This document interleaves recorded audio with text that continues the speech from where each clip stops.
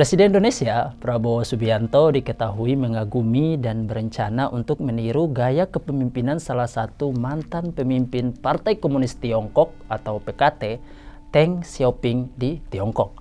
Hal ini menunjukkan bahwa Presiden Prabowo ingin mengadopsi pendekatan yang lebih pro-bisnis dalam kepemimpinannya. Hal itu sebagaimana diungkapkan oleh Wakil Ketua Dewan Pembina Partai Gerindra yang sekaligus adik dari Presiden Prabowo, Hasim Joyo Hadikusumo. Ia menilai Presiden Prabowo sebagai pemimpin yang pro-bisnis dan pro-rakyat karena mengagumi Deng Xiaoping. Hasim juga menyebutkan bahwa kakaknya itu merupakan seorang pengusaha yang tidak hanya condong pada kepentingan bisnis, namun juga memperhatikan kepentingan rakyat. Itu karena Presiden Prabowo lebih condong ke arah sosialisme seperti sang ayahanda Sumitro Joyo Hadikusumo yang merupakan tokoh Partai Sosialis Indonesia. Itulah mengapa, kata Hasim, Presiden Prabowo mau meniru pengalaman Tiongkok dengan meniru gaya kepemimpinan Deng Xiaoping tersebut. Sebab Deng Xiaoping telah berhasil memajukan perekonomian Tiongkok dengan lebih terbuka pada perdagangan bebas tentunya. Sebagaimana yang kita tahu bahwa Deng Xiaoping merupakan pemimpin revolusi PKT sekaligus pemimpin tertinggi Republik Rakyat Tiongkok atau RRT sejak tahun 1970-an sampai awal tahun 1990-an. Dia merupakan pemimpin generasi kedua setelah Mao Zedong. Lantas, kebijakan Deng Xiaoping seperti apa yang bisa ditiru oleh Presiden Prabowo? Mari kita bahas pada episode kali ini bersama saya, Rizal Rumrah.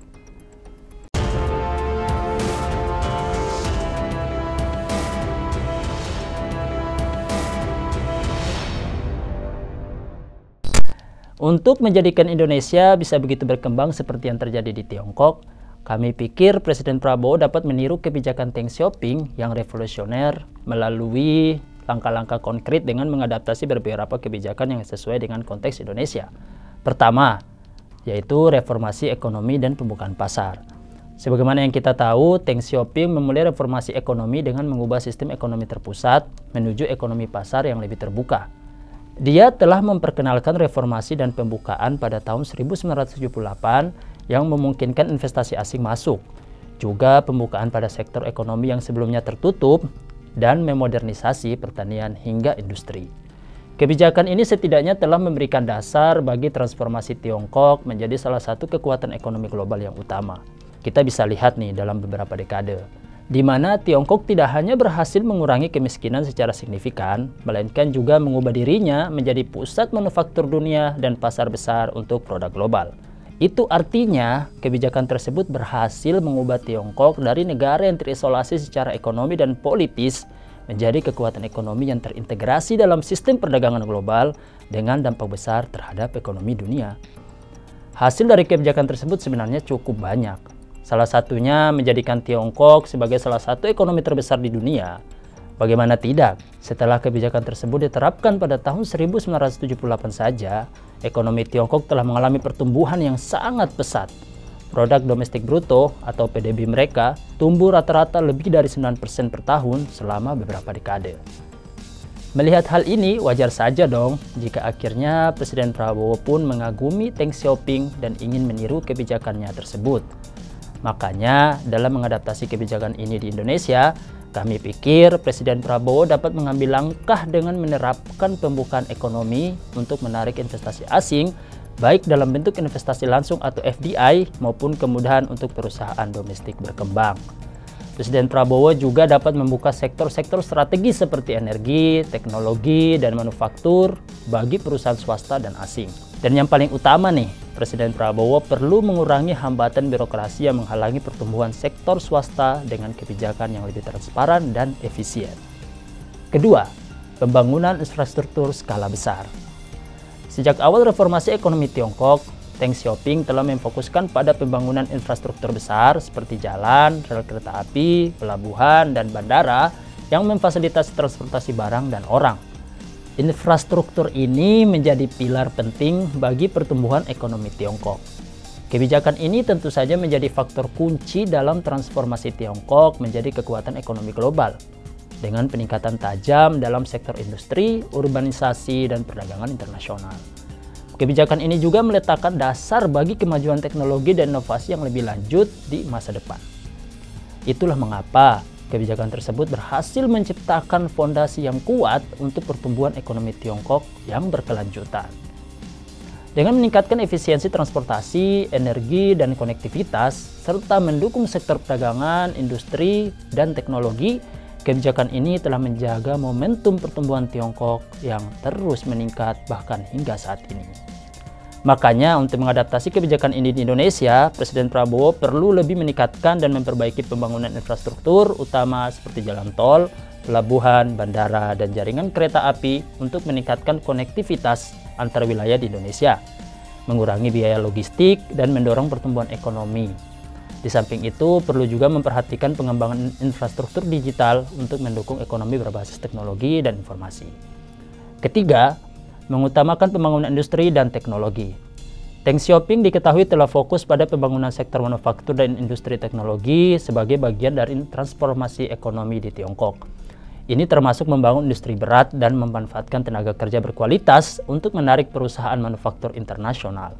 Kebijakan ini telah mendorong pembangunan infrastruktur industri yang besar dan modern, sehingga memungkinkan Tiongkok untuk mengembangkan kapasitas produksi yang luar biasa. Tidak heran jika Tiongkok kini telah menjadi pusat produksi global, menghasilkan barang-barang konsumen, komponen elektronik, dan barang-barang industri dalam skala besar. Makanya, kebijakan tersebut telah membentuk fondasi bagi transformasi ekonomi Tiongkok dari negara agraris menjadi salah satu negara industri terbesar dan paling maju di dunia. Pembangunan industri yang didorong oleh kebijakan ini pun telah membawa Tiongkok menjadi kekuatan ekonomi global dengan daya saing yang kuat dalam sektor manufaktur, teknologi, dan inovasi. Untuk itu, dalam hal ini Presiden Prabowo bisa mengadaptasi kebijakan tersebut dengan mengembangkan sektor manufaktur Indonesia yang mengutamakan industri berbasis teknologi tinggi seperti elektronik, otomotif, dan farmasi. Presiden Prabowo juga dapat mendorong riset dan pengembangan atau R&D di bidang teknologi, serta menciptakan ekosistem inovasi di dalam negeri. Di samping itu, bisa juga menarik lebih banyak perusahaan teknologi internasional untuk berinvestasi dan membuka fasilitas produksi di Indonesia, sebagaimana yang dilakukan oleh Tiongkok dengan perusahaan-perusahaan teknologi global. Keempat, reformasi sumber daya manusia dan pendidikan. Kebijakan ini membuat Deng Xiaoping berfokus pada modernisasi pendidikan dan pelatihan tenaga kerja untuk mendukung transformasi industri. Ia menyadari bahwa pendidikan adalah kunci untuk meningkatkan kualitas sumber daya manusia atau SDM. Makanya, pada masa kepemimpinannya, Tiongkok melakukan investasi besar-besaran dalam membangun infrastruktur pendidikan di seluruh negeri, baik di perkotaan maupun pedesaan. Banyak sekolah dan universitas baru didirikan, yang memungkinkan akses pendidikan menjadi lebih luas dan merata di seluruh wilayah. Kurikulum pendidikan juga disesuaikan agar lebih relevan dengan kebutuhan ekonomi yang sedang berkembang dengan fokus pada sains, teknologi, dan bahasa asing, terutama bahasa Inggris. Ini membantu menghasilkan tenaga kerja yang lebih terampil dan siap untuk bekerja di sektor-sektor yang berorientasi pada industri dan teknologi. Itulah mengapa kebijakan ini telah menghasilkan dampak yang sangat besar bagi Tiongkok. Bayangkan saja nih, dengan meningkatkan kualitas dan akses pendidikan, Tiongkok berhasil menghasilkan tenaga kerja yang lebih terampil, mendorong inovasi dalam bidang teknologi, dan mendukung industrialisasi serta memodernisasi ekonomi. Kebijakan ini tentu saja tidak hanya meningkatkan kesejahteraan sosial dalam mengurangi ketimpangan, tetapi juga menciptakan fondasi yang kuat bagi Tiongkok untuk menjadi salah satu kekuatan ekonomi terbesar di dunia. Untuk itu, Presiden Prabowo dalam hal ini bisa mengadaptasi kebijakan tersebut dengan meningkatkan sistem pendidikan yang menekankan pada sains, teknologi, teknik, dan matematika atau yang kita kenal sebagai STEAM, untuk menciptakan tenaga kerja yang terampil dan siap menghadapi revolusi industri 4.0. Presiden Prabowo juga dapat memperbaiki pendidikan vokasi dan pelatihan keterampilan untuk menciptakan tenaga kerja yang lebih kompeten dalam sektor-sektor penting seperti manufaktur dan teknologi. Di samping itu, bisa juga mengembangkan sistem pendidikan yang berfokus pada penelitian dan inovasi untuk menghasilkan generasi yang siap memimpin perubahan teknologi. Kelima, kebijakan kemiskinan dan pemerataan ekonomi. Kita tahu bahwa salah satu fokus utama Deng Xiaoping adalah pengurangan kemiskinan dengan strategi yang mengangkat jutaan orang keluar dari kemiskinan melalui kebijakan pertanian, industrialisasi, dan perbaikan kesejahteraan sosial. Salah satu hasil penting dari kebijakan ini adalah penurunan tajam jumlah penduduk yang hidup dalam kemiskinan. Sebelum reformasi, hampir 100% penduduk Tiongkok hidup dalam kemiskinan.